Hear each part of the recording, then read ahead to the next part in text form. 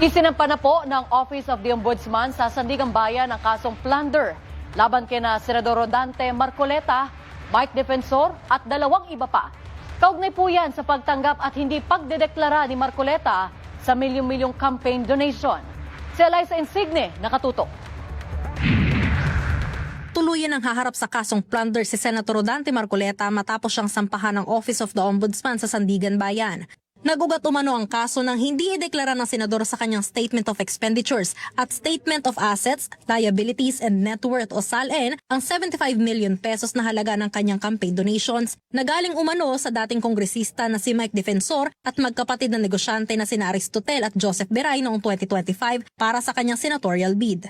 Nauna nang dinismiss ng COMELEC ang investigasyon laban kay Marcoleta dahil wala silang ebidensya na nagpapakita na may election offense ang kandidato noong 2025. Ang kaso, congressman din si Marcoleta noong mga panahong yon.